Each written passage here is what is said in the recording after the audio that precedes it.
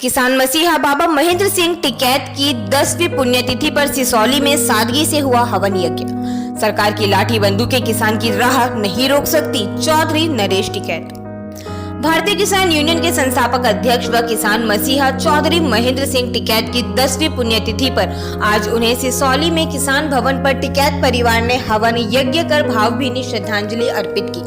Corona महामारी के कारण इस बार किसानों को सिसौली आने से मना कर दिया गया है। 6 अक्टूबर 1935 को जन्मे व 15 मई 2011 को इस दुनिया को चौधरी महेंद्र सिंह टिकैत ने अलविदा कह दिया था।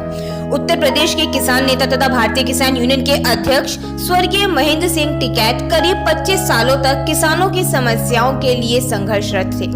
किसानों के बीच उनकी साख का अंदाजा इस बात से लगाया जा सकता है कि उनकी एक आवाज पर लाखों किसानों की भीड़ इकट्ठा हो जाती थी।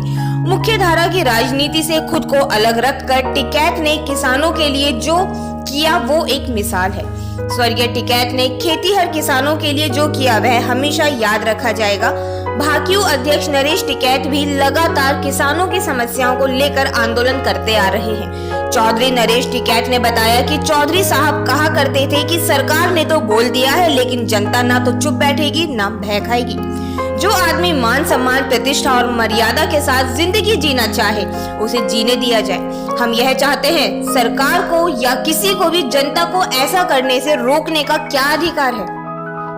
इस देश में गरीब और असहाय लोगों की प्रतिष्ठा को ही सब लूटना चाहते हैं। द्वार बंद होंगे नादर गरीब के लिए, द्वार खुलेंगे दिलदार के लिए।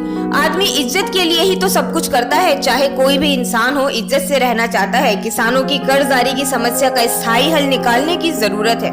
देश के किसान इस देश के मालिक हैं, उनकी जरूरतों को उनकी मांग कहना ठीक नहीं है। मांग निर्लज्जता का शब्द है। किसान अपनी मर्जी का भी मालिक है। हम केवल इतना चाहते हैं कि जैसे देश में चीजों के दाम बढ़ रहे हैं उसी हिसाब से किसान की फसलों का भी मूल्य उसे मिले, जिससे वो सम्मान के साथ अपनी जिंदगी जी सके।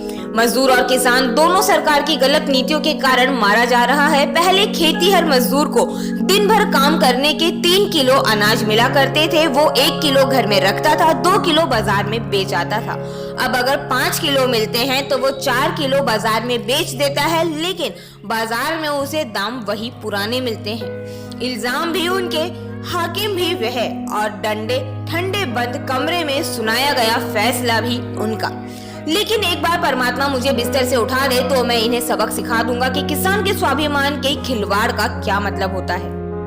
खाप पंचायतें किसानों के हक की लड़ाई लड़ती है, उनकी मांग उठाती है। राजनीतिक कारणों से उनकी आवाज को दबाया जा रहा है। तब्दीली तो होती है, बहुत होती है। हमारे यहाँ भी बहुत तब्दीली हुई। हमारी संस्कृति खत्म हो गई। हमारे देशी गायें अब नहीं रही। हमारी जमीन बंजर हो गई। बस इंसान की नस्ल बची हुई है, उस पर भी धावा बोल दिया गया। अपनी नस्ल को भूल कर और उसे खत्म करके कोई कैसे रह सकता है। किसान बदला नहीं लेता, वह सब सह जाता है। वह तो जीने का अधिकार भर चाहता है। पुलिस ने जो जुल्म किया है उससे किसानों का हौसला और बढ़ा है। किसान जानता है सरकार ने दुश्मन सा व्यवहार किया है। हम तो दुश्मन का भी खाना पानी बंद नहीं करते। किसानों की नाराजगी सरकार को सस्ती नहीं पड़ेगी, इसलिए उसे चेतने का हमने समय दिया है। किसान फिर लड़ेगा, दोनों हाथों से लड़ेगा। सरकार की लाठी बंदूकें किसान की राह नहीं रोक सकती।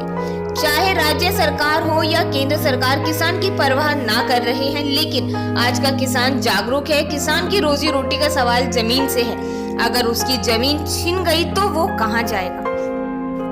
एक ऐसा नाम जिनका नाम सुनते ही बड़े बड़े अफसरों और नेताओं की पैंट गीली हो जाती थी। इलाहाबाद तक को जाम कर देते थे। मुजफ्फरनगर और मेरठ की तो बात ही अलग थी।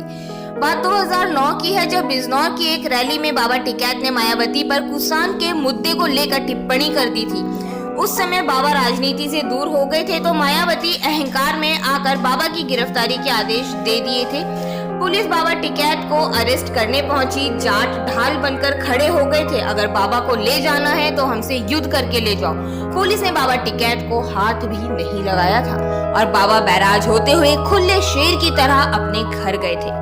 सिसौली को 20,000 की फोर्स ने घेर लिया। मायावती ने केंद्र से भी सहायता मांगी, परंतु आसपास के गांव में ऐलान हो गया, अगर गांव में एक भी पुलिस वाला घुसा तो या तो हम या वो रहेंगे।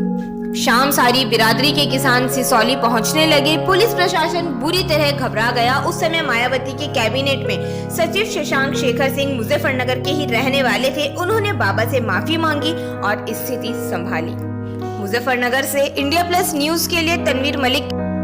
इंडिया प्लस न्यूज, सिर्फ वही जो सही।